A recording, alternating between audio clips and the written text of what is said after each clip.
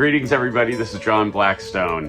This is sort of an off-the-cuff video which I've just decided to do because I listened to the Beatles' Abbey Road just now, probably for the 1000th time. Just blew my mind, and I just wanted to talk about it while it's still stirring my soul. What can be said about the Beatles or this incredible album that hasn't been said a million times before? And yet, every time I listen to the Beatles, I'm compelled to tell the world how miraculous they are and how miraculous this album is. People have asked me for years what my favorite album is. I used to bounce between Revolver and the White Album, both of which are albums I love. But really, Abbey Road, in terms of their musicianship, the production and the arrangements, the songs, it's such a remarkable album. I would use words like majestic, funky, lush, breathtaking, elegant. All of these words and more define this album. Abbey Road is their final album, the last album that they recorded, and I really can't think of another final album that even touches it. It's almost as if they went into this knowing it was their last album, including George Martin, who had been kind of frustrated with the Beatles because they did the White Album largely without him in the producer role, even though he was very much involved in helping them make that album. But it had been quite some time since George Martin really sat at the helm and produced a proper Beatles album. Of course, they had done Get Back, and that was also themselves producing themselves, as the White Album was. I've always felt that this album was the Beatles knowing that it might be their last album and they just want to go out with a bang. Every song on this album has the feel of the greatest band in history making their final grand statement. It feels like every member of the band and George Martin just pulled out all the stops, leaving the world the way that they entered it, on top.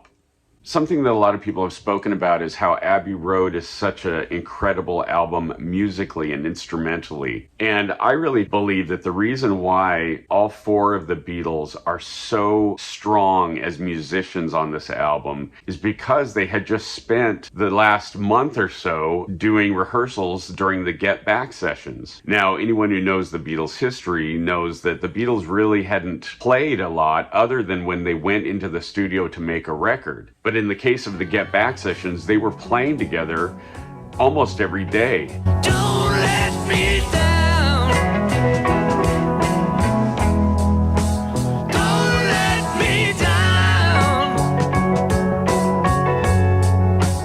They were in fine tune as musicians. They had been jamming and working out those songs that ended up on the Let It Be album or the Get Back project. And they were all just in peak condition as musicians and as a band. They were just tight. And I believe that that's really reflected in Abbey Road. It's why this album is so remarkable in showing their incredible musicianship. But after they finished the Get Back sessions, they went right into the studio and cut the first song that ended up on Abbey Road, which is I Want You, She's So Heavy. Billy Preston is on organ, this incredible Hammond organ that he plays on that track. That song, I Want You, She's So Heavy, is just a powerhouse of musicianship. It is a showcase of each one of them as a musician and their prowess as players. And it's no mistake that that song was added to the new Blue album. It wasn't there in the original edition, but in the new edition, they've added that song. Anyway, after the Get Back sessions, they went right into recording Abbey Road, the first track of which was I Want You.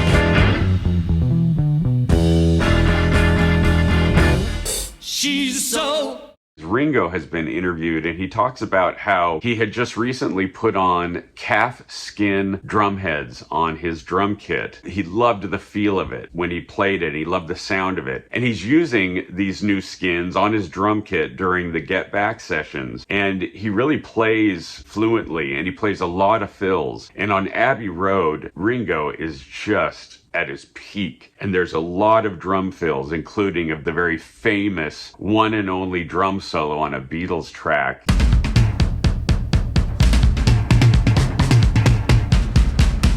It's such a beautiful sounding drum kit, and Ringo's playing has so much finesse and style and feel to it. Man, he's just incredible. All of them are incredible on this album. Enough foreplay. Let's get cracking.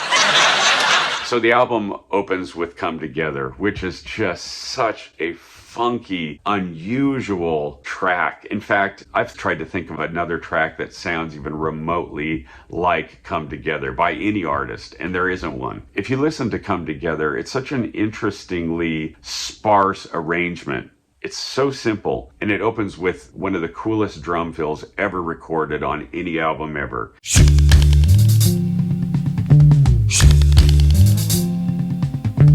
I used to play in a Beatles cover band, and we auditioned countless drummers, and we always used to use Come Together as the test to see if the drummer could play it. There's a lot of drummers that can play it. I've never found a drummer that can play it and make it sound like it sounds on that record. It's because Ringo just had this certain finesse and this certain feel, and no one can emulate it. No one. There's just this very sparse arrangement, little bit of guitar, this very swampy, cool, slippery bass line that Paul plays.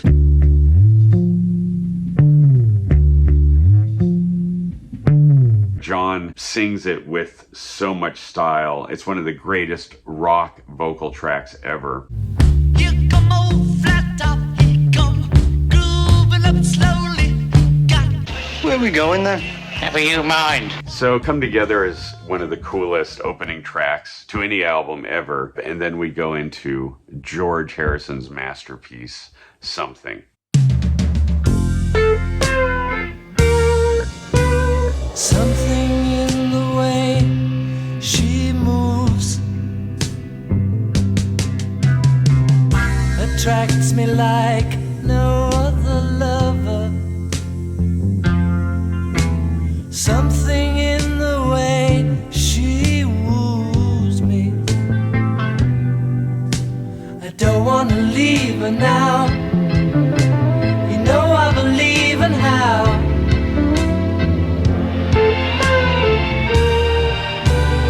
What could it be, Paul?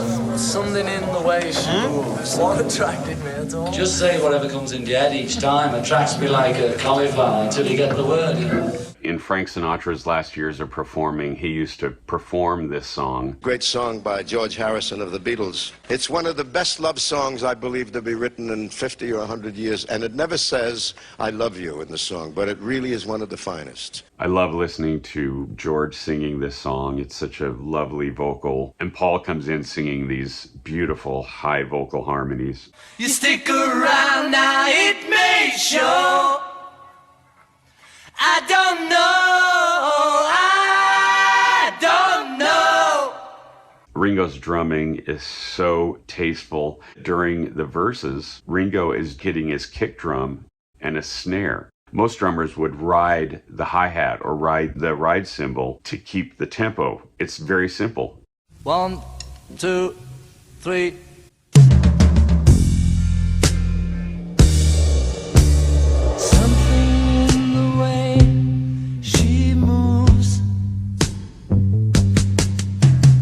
Paul's bass line is amazing. He's playing the bass almost as if it's a cello part that's been orchestrated. It's one of the most unique and melodic and original bass lines you'll ever hear. Something in the way she woos me. I don't want to leave her now. You know I believe in how.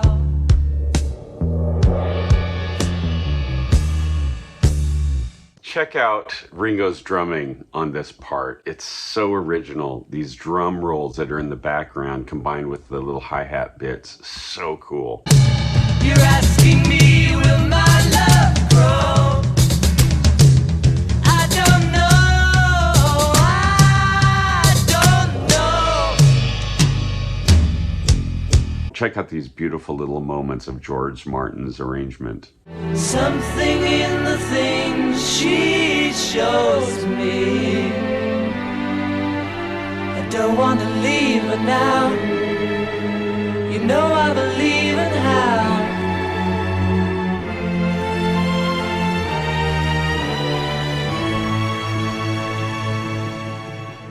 And of course, this song features one of the most beautiful, elegant, and perfect guitar solos ever played on any song. Certainly one of George Harrison's most incredible guitar solos. Listen to this vocal track. Paul McCartney, as he's singing his background part, as he's listening to the playback, he's hearing George's guitar solo, and he's already memorized the guitar solo, and he sings along with it. This is so cool. Check this out.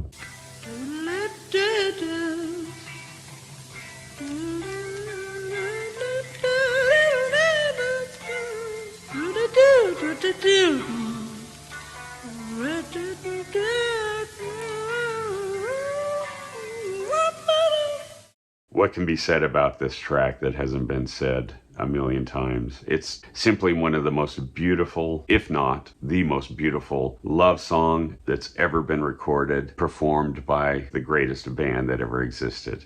So the next song is Maxwell's Silver Hammer, which is kind of a notorious song. Beatles freaks know the story that all of the band kind of got tired of working on this song. Paul was going for perfection, and he certainly got it. Of you, baby. Clang, clang, Maxwell's silver hammer made sure that she was dead. A guitar fell over, Paul. A guitar fell over. It's a very Paul song. He's created another fictional character and telling a story, and I love that about Paul McCartney. The Beatles certainly elevate this song to an incredible place in terms of the instruments and the arrangement. Something I really love about Maxwell's Silver Hammer is listening to George Harrison playing the bass on it. When they were tracking it in the studio, Paul was on piano, George was on bass, and Ringo was on drums. George just plays a really cool bass line. Check this out.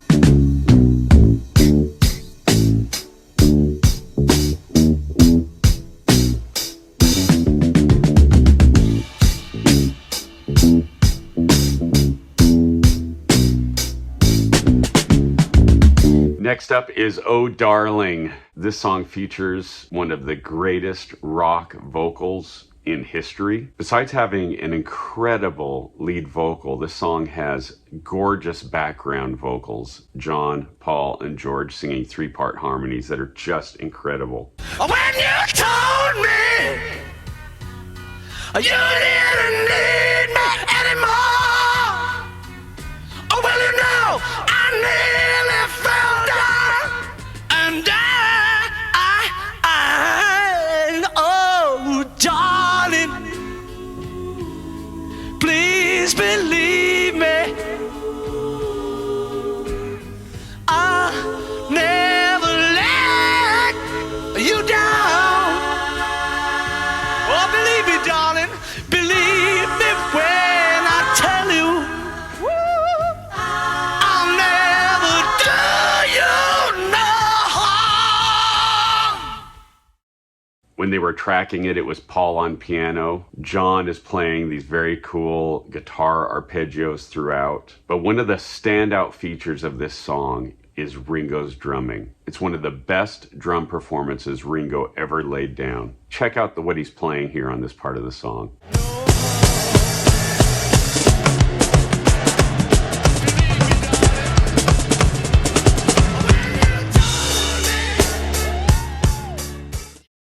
Next up is Octopus's Garden. Ringo wrote this song. It's a wonderful, charming, lovely song. George Harrison gave him a little help, of course. The 2 times, the second time. Octopus is garden in the shade. You got to get to the G one. Paradise. Let's stay on that. In the shade. Then this Paradise. The octopus's garden in the shade. Into the other bit.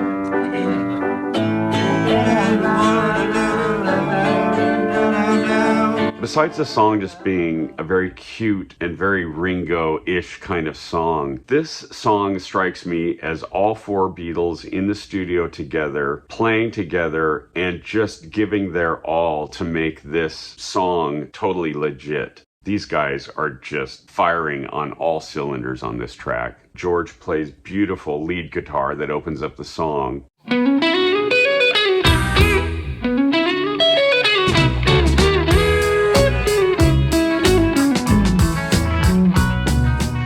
John is playing these very cool arpeggio lines. I'd like to be under the sea in an octopus's garden in the shade.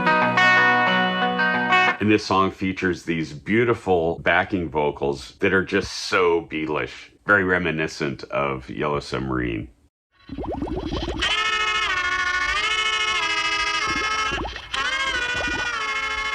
We would shout and swim about the coral that lies beneath the waves. Beneath the ocean waves. Oh, what joy for every girl and boy, knowing they're happy and they're safe. Happy and we're safe. Octopus's Garden, for as silly as it may seem, it's an incredible musical performance.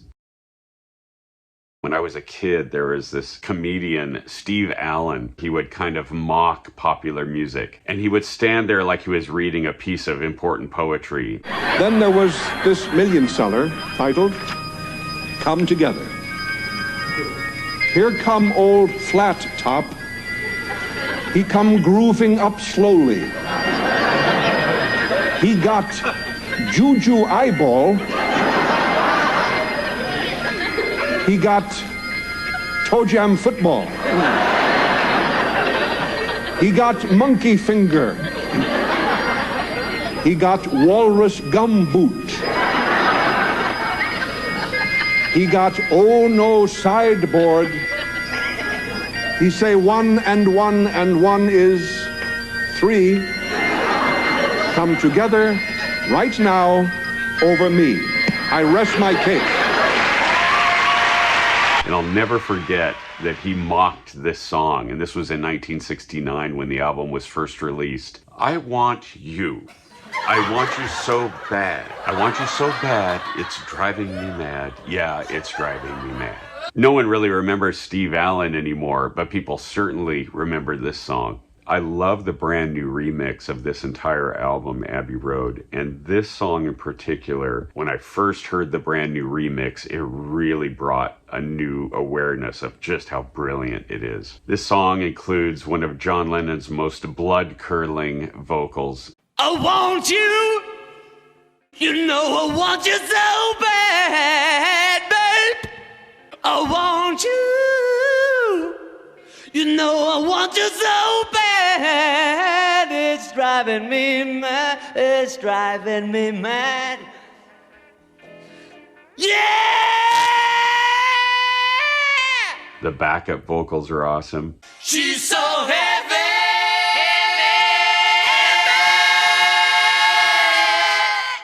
There are still some morons in the world that say the Beatles were overrated as musicians. Whenever I encounter people like that, I don't even bother arguing. They are someone I can't have an intelligent conversation about music with. But if you ever encounter someone that claims that the Beatles weren't great musicians, tell them to listen to this track.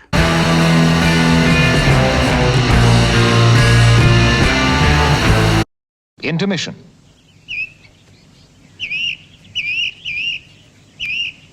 End of intermission.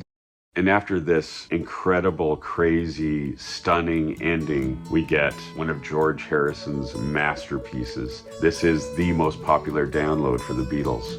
Here Comes the Sun. Here comes the sun. Here comes the sun. I say it's alright. The song is remarkable in every sense of the word. It is the perfect pop song. The acoustic guitar alone is to die for. It features incredible drums by Ringo. Ask any drummer to replicate Ringo's drum part on this song, and they'll flail around like an idiot. And it's because Ringo was a singularly unique and gifted drummer. He always served the song perfectly. He was what people call a lyrical drummer, a guy who knew that the most important part of the song were the words and the vocal. Sun, sun, sun, here it comes.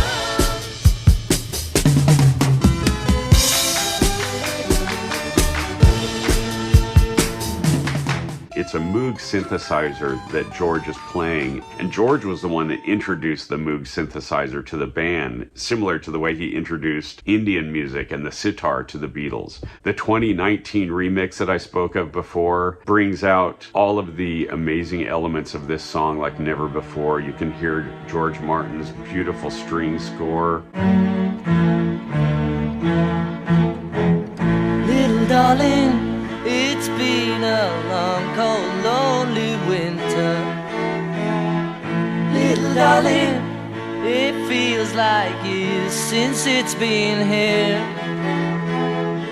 Here comes the sun, doo-doo-doo. Here comes the sun, I say, it's alright.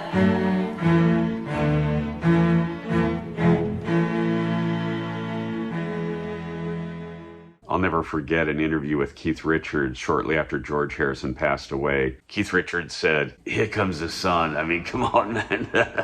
I could go on for hours about this track alone. It's just a stunning masterpiece of a song. Next is Because, John Lennon's song, the most beautiful three-part harmony that they've ever recorded on any song.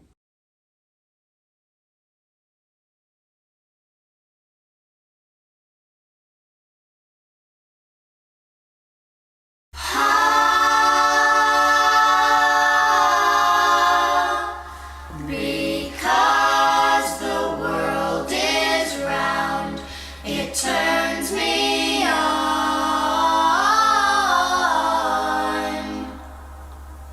Because the world is round.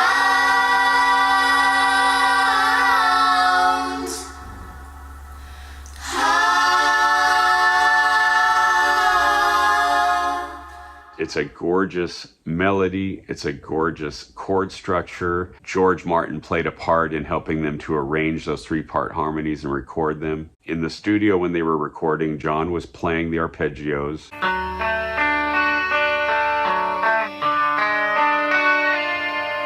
George Martin played along with those arpeggios on a harpsichord.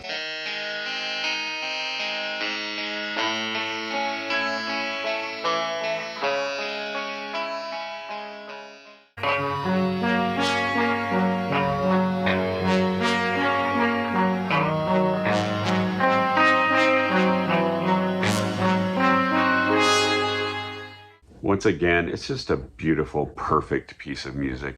Yeah! And a perfect piece of songwriting. Then we go into You Never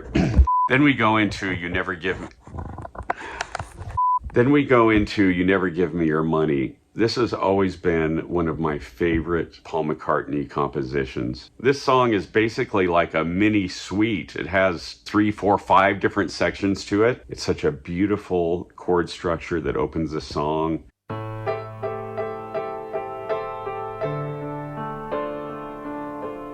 George comes in with these incredible little guitar fills in between the vocal lines. You break down.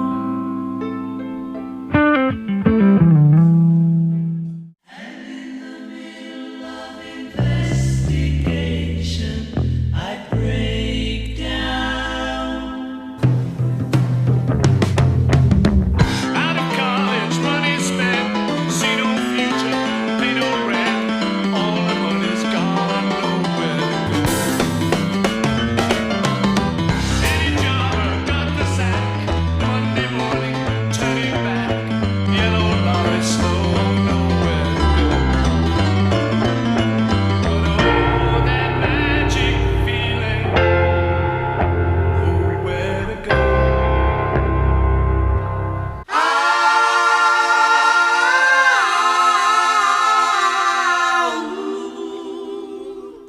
has this great instrumental break in the middle.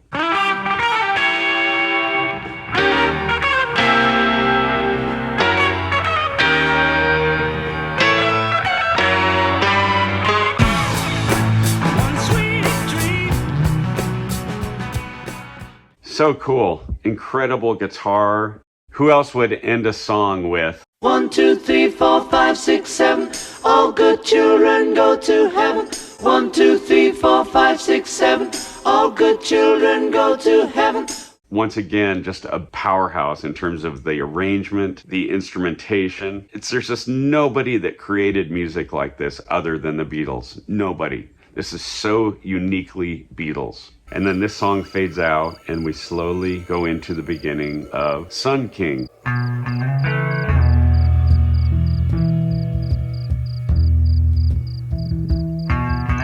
Another incredible John Lennon composition. John Lennon plays this lovely guitar while George Harrison plays these very tasty leads over these beautiful vocals.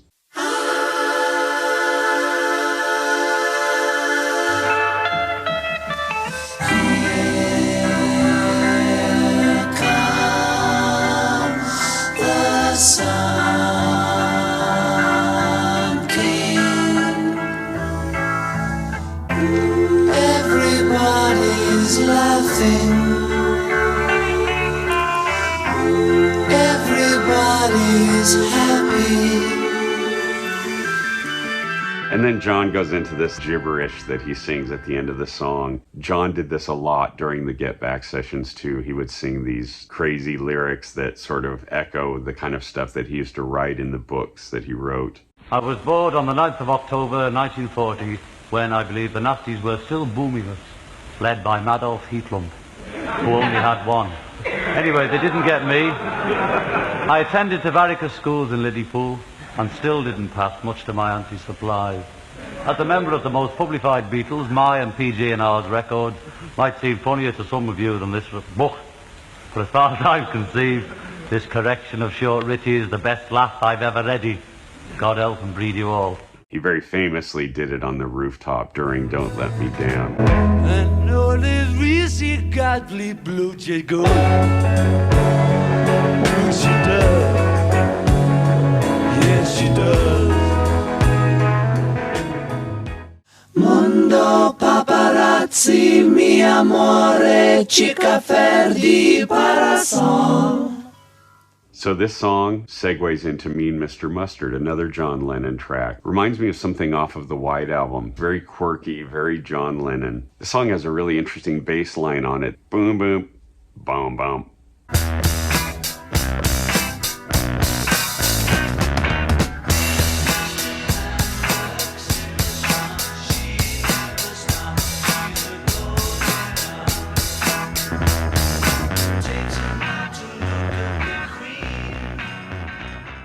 Then we go into Polythene Pam, another crazy, wonderful John Lennon track. Everybody had a hard year.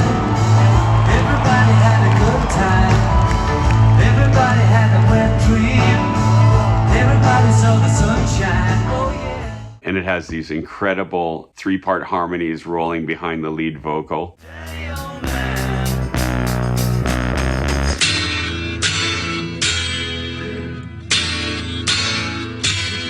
Well, you should see Polythene Pam. She's so good looking, but she looks like a man. Well, you should see her in drag, dressed in a polythene bag. Yes, you should see Polythene Pam. Yeah, yeah, yeah. Oh. And then at the end of this song, there's these killer George Harrison lead guitar parts.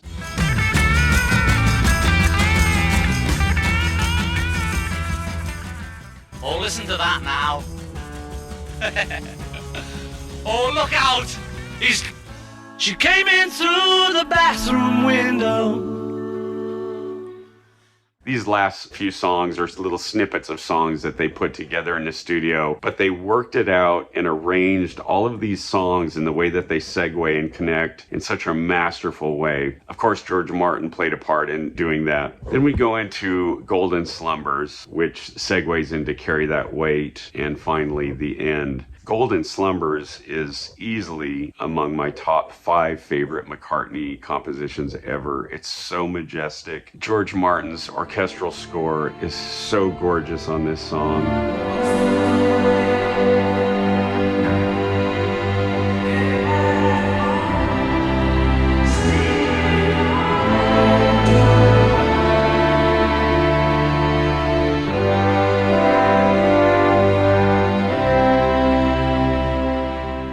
It's just one of the most emotional and powerful vocal performances I've ever heard. Golden slumbers fill your eyes. Smiles awake you when you rise. Sleep, pretty darling, do not cry. And I will sing a lullaby. So then it goes into Carry That Weight. Boy, you're gonna carry that weight a long time.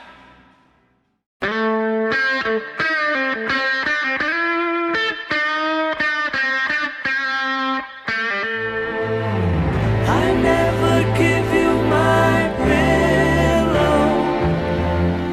I only send you my invitations.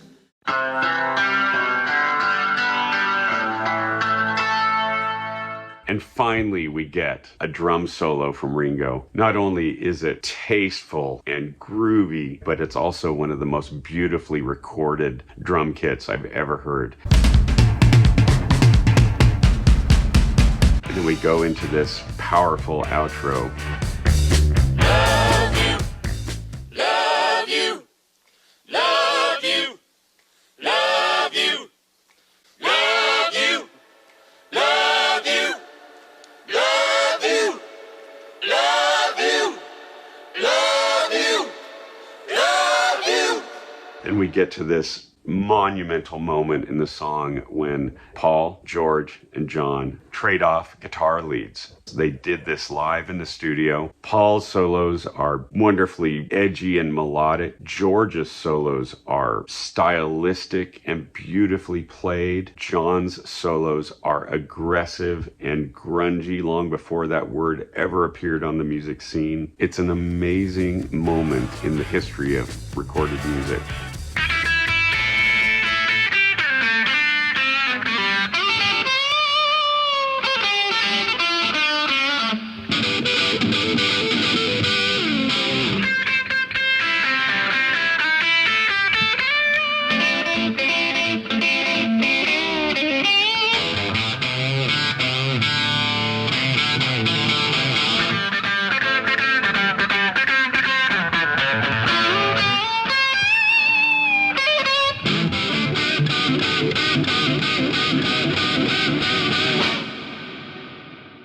And it breaks into the most beautiful, poignant lyric you could ever hope for in the last song on the last album by the greatest band that will ever exist. And in the end, the love you take is equal to the love you make.